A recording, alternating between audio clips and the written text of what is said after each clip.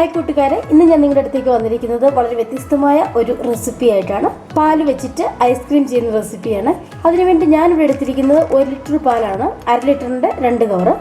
ഇതുപോലെ 2 മാംഗോ എടുത്തിട്ടുണ്ട്, 2 മാമ്പഴം. നമ്മുടെ നാടൻ മാമ്പഴത്തെക്കാൾ ഈ ഐസ്ക്രീം ഉണ്ടാക്കാൻ നല്ലത് നാരക കുറഞ്ഞ് നമ്മൾ വാങ്ങിക്കുന്ന മാമ്പഴമാണ്. ഇനി ഇതിലേക്ക് നമുക്കൊരു 1/2 ചെറുനാരങ്ങയും പഞ്ചസാരയും വേണം. നമ്മൾ ആദ്യമേ ഈ പാലൊന്ന് തിളപ്പിച്ചിട്ട് ഇത് പിരിച്ചെടുക്കും, നമ്മൾ പനീർ ഉണ്ടാക്കുന്നത് പോലെ. പിന്നീട് 1 കവർ പാല് നമ്മളൊന്ന് തിക്കാക്കി എടുക്കും. മാംഗോ അരച്ച് പൾപ്പ് ചേർക്കും. നമുക്ക് എങ്ങനെയാണ് റെസിപ്പി ചെയ്യുന്നതെന്ന് നോക്കാം. വീഡിയോയിലേക്ക് പോകും. ഞാൻ 1/2 ലിറ്റർ പാല് ഒരു പാനിലേക്ക് ചേർത്ത് കൊടുക്കണം. ഫ്ലെയിം ഓണാക്കി കൊടുത്തിട്ടുണ്ട്. ഇതൊന്ന് തിളയ്ക്കാൻ തുടങ്ങുമ്പോൾ നമുക്കൊരു പകുതി ചെറുനാരങ്ങ ഒഴിച്ചിട്ട് പനീർ പോലെ ഇതൊന്ന് പിരിച്ചെടുക്കണം. ഇപ്പോൾ ഈ പാലിൽ ചെറുതായിട്ട് തിള വന്നിട്ടുണ്ട്. ഞാനൊരു പകുതി ചെറുനാരങ്ങ ഇതിലേക്ക് ഒഴിച്ചു കൊടുക്കണം. തീ ഓഫ് ചെയ്യുവാണ്. നന്നായിട്ട് പിരിഞ്ഞു വരട്ടെ. ഇപ്പോൾ ഈ പാല് പിരിഞ്ഞത് ഞാൻ ഇതുപോലെ ഒന്ന് അരിച്ചെടുക്കുകയാണ്. ഇതാണ് നമുക്ക് ഐസ്ക്രീമിന് വേണ്ട ക്രീം.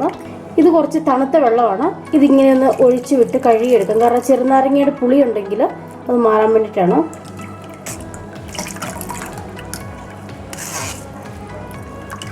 പ്രസ് ചെയ്ത് അധികമുള്ള വെള്ളം അങ്ങ് മാറ്റി വെക്കാം. നമുക്കൊരു സൈഡിലേക്ക് വെക്കാം. ഈ അരിപ്പേ തന്നെ ഇരിക്കട്ടെ. അപ്പോൾ ഇതിനകത്ത് വെള്ളമൊക്കെ ഇറ്റ് പോയി തീർന്നോളും. ഞാൻ വേറൊരു പാൻ ചൂടാവാനായിട്ട് വെച്ചിട്ടുണ്ട്. അതിലേക്ക് ഞാൻ 1/2 ലിറ്റർ പാല് പൊട്ടിച്ചൊഴിച്ച് കൊടുക്കുകയാണ്. ഈ പാല് നമുക്കൊന്ന് ഇളക്കി കൊടുത്ത് ഇതൊന്ന് വറ്റിച്ചെടുക്കണം. വറ്റിച്ചെന്ന് പറഞ്ഞാൽ ഒരുപാട് അങ്ങ് തിക്കായി വരണ്ട, എന്നാലും ഈ പാലൊന്ന് കുറുകി വരണം. ഇത് പറ്റി വന്നു കഴിയുമ്പോൾ എത്ര കുറുകണം എന്നുള്ളത് ഞാൻ കാണിച്ചു തരാം. ഫ്ലെയിം കൂട്ടിയിട്ടാണ് ഇളക്കുന്നത്. കൈ എടുക്കാതെ ഇളക്കി കൊടുക്കുകയാണ്, കാരണം അടി പിടിച്ച് പാല് കരിഞ്ഞു പോരുത്. ഈ പാലിപ്പോൾ ചെറുതായിട്ട് തിള വന്ന് തുടങ്ങിയിട്ടുണ്ട്. അപ്പോൾ ഞാനിതിലേക്ക് 1 കപ്പ് പഞ്ചസാര ചേർത്ത് കൊടുക്കുകയാണ്. 250 മില്ലി കപ്പിന് 1 കപ്പ്. ഇങ്ങനെ ഇത്രയും മധുരം ചേർത്ത് കൊടുത്താൽ ഐസ്ക്രീമിന് നല്ല മധുരം ഉണ്ടാവും. നമ്മൾ കടയിൽ നിന്നൊക്കെ വാങ്ങിക്കുന്ന പോലെ നല്ല മധുരം ഉണ്ടാവും. നിങ്ങൾക്ക് ഇത്രയും പഞ്ചസാര വേണ്ടാന്നുണ്ടെങ്കിൽ ഒരു 1/2 കപ്പ് ചേർത്ത് കൊടുത്താലും മതി. അല്ലെങ്കിൽ നിങ്ങളുടെ ടേസ്റ്റിനനുസരിച്ച് പഞ്ചസാര ചേർത്ത് കൊടുക്കുക. ഞാൻ ഐസ്ക്രീം ആയതുകൊണ്ട് 1 കപ്പ് പഞ്ചസാര ചേർത്ത് കൊടുത്തിട്ടുണ്ട്. ഇത് വീണ്ടും മിക്സ് ചെയ്ത് കൊടുത്ത് ഈ പഞ്ചസാര നന്നായിട്ട് അലിയണം. അല്ലെങ്കിൽ നിങ്ങൾക്ക് കുറേശ്ശെ പഞ്ചസാര ചേർത്ത് കൊടുത്തിട്ട് ടേസ്റ്റ് നോക്കിയിട്ട് നിങ്ങളുടെ ആവശ്യത്തിന് നിർത്താം. നിങ്ങളുടെ കറക്റ്റ് മധുരം എത്തിക്കഴിഞ്ഞാൽ ഒരു 2 ടേബിൾ സ്പൂണോട് കൂടുതൽ ഇടണം. മാമ്പഴത്തിൻ്റെ പുളി കൂടുതലൊക്കെ ഉണ്ടെങ്കിൽ അതൊന്ന് ലെവലാവാനായിട്ട് കുറച്ച് പഞ്ചസാരയോട് കൂടുതലിട്ട് കൊടുത്തു. ഇപ്പോൾ ഈ പാല് പകുതിയിലും കുറച്ചുകൂടെ കുറുകി വന്നിട്ടുണ്ട്. നമ്മൾ ഒഴിച്ചു കൊടുത്ത 1/2 ലിറ്റർ പാലാണ്. അതിൻ്റെ പകുതിയിലും കുറച്ചുകൂടെ കുറുകി വന്നിട്ടുണ്ട്. നമ്മൾ ഈ കണ്ടൻസ്ഡ് മിൽക്കൊക്കെ ഇങ്ങനെ തന്നെയാണ് ഉണ്ടാക്കുന്നത്. ഇങ്ങനെ കുറുക്കിയെടുത്താണ് കണ്ടൻസ്ഡ് മിൽക്ക് ഉണ്ടാക്കുന്നത്. ഇങ്ങനെ ചെയ്തെടുക്കാൻ നിങ്ങൾക്ക് മടിയുണ്ടെങ്കിൽ പകരം കണ്ടൻസ്ഡ് മിൽക്ക് വേണമെങ്കിലും യൂസ് ചെയ്യാം. നല്ല തിക്കായിട്ട് വന്നിട്ടുണ്ട്. ഇത്രയും മതി.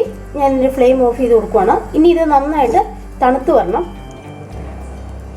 കുറച്ച് വെള്ളം പോലെയാണ് താനും, എന്നാലും തിക്കായിട്ടുമുണ്ട്. നിങ്ങൾക്ക് ഈ സ്പൂണെ നോക്കുമ്പോൾ കാണാൻ പറ്റുന്നില്ലേ, ഈ ഒരു പരുവത്തിൽ.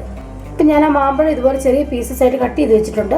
നമുക്കിത് മിക്സിയിലിട്ടിട്ട് നന്നായിട്ടൊന്ന് അടിച്ച് പേസ്റ്റ് ആക്കി എടുക്കണം. ഒട്ടും തരി ഇല്ലാതെ അരച്ചെടുക്കണം. പിന്നെ നമ്മൾ മാങ്ങ മുറിച്ചെടുക്കുന്ന സമയത്ത് മാങ്ങാണ്ടിയോട് ചേർന്നുള്ള ആ ഭാഗം ഒരുപാട് അങ്ങ് എടുക്കണ്ട. കുറച്ച് പുളി ഉണ്ടാവും, അതിൽ നാരും ഉണ്ടാവും. അപ്പോൾ പുറത്തെ ഫ്ലഷി ആയിട്ടുള്ള ഭാഗം മുറിച്ചെടുക്കുക.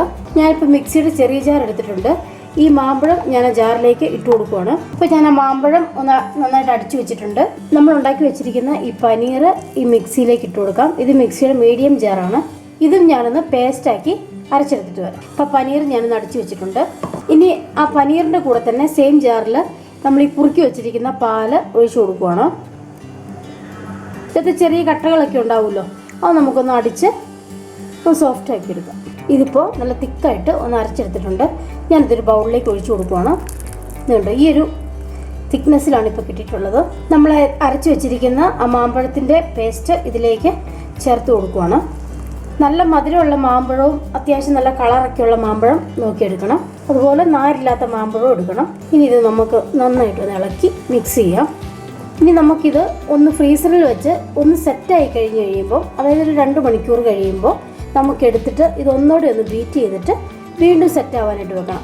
ഇപ്പം തന്നെ നമ്മളിത് മിക്സിയിൽ അടിച്ചു വെച്ചിട്ടുണ്ടെങ്കിൽ ഇത് ഒരുപാട് അങ്ങ് ലൂസായിപ്പോവും. അത് കഴിഞ്ഞാൽ പിന്നെ അത് സെറ്റായി വരാനായിട്ട് ബുദ്ധിമുട്ടായിരിക്കും. നന്നായിട്ടൊന്ന് അടച്ചു വെച്ചിട്ട് വേണം ഫ്രീസറിൽ വെക്കാൻ, കാരണം ഇതിൽ വെള്ളത്തിൻ്റെ ഇതൊന്നും ആവരുത്.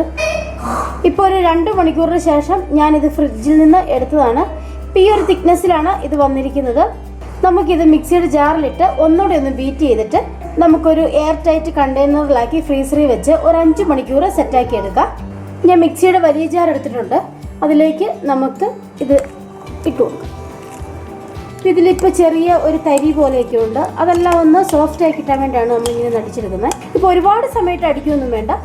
ഒരു 2-3 തവണ മിക്സി ഓഫാക്കി അടിച്ചെടുത്താൽ മതി. ഞാനിപ്പോൾ ഇത് സോഫ്റ്റ് ആയിട്ടൊന്ന് ബ്ലെൻഡ് ചെയ്തെടുത്തിട്ടുണ്ട്. ഇത് നമുക്ക് ഏത് പാത്രത്തിലാണോ സെറ്റ് ആവാനായിട്ട് ഫ്രീസറിൽ വെക്കേണ്ടത് അതിലേക്ക് ഒഴിച്ചു കൊടുക്കാം. ഇനി നമുക്കിതൊന്ന് ലെവലാക്കി കൊടുക്കാം.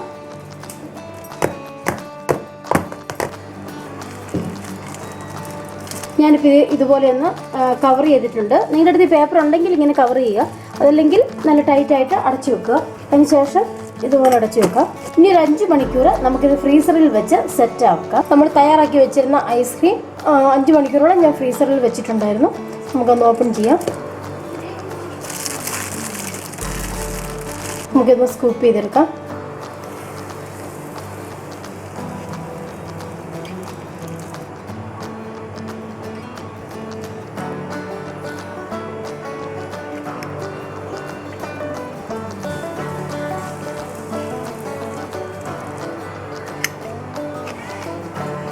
ഈ ഒരു ഐസ്ക്രീമിൻ്റെ റെസിപ്പി നിങ്ങൾക്ക് എല്ലാവർക്കും ഇഷ്ടമായി എന്ന് കരുതുന്നു. ഇഷ്ടമായെങ്കിൽ ചാനൽ ഒന്ന് ലൈക്ക് ചെയ്യാനും ഷെയർ ചെയ്യാനും സബ്സ്ക്രൈബ് ചെയ്യാനും മറക്കരുത്. മറ്റൊരു റെസിപ്പിയുമായിട്ട് അടുത്ത ദിവസം വരാം. അതുവരെ ബൈ.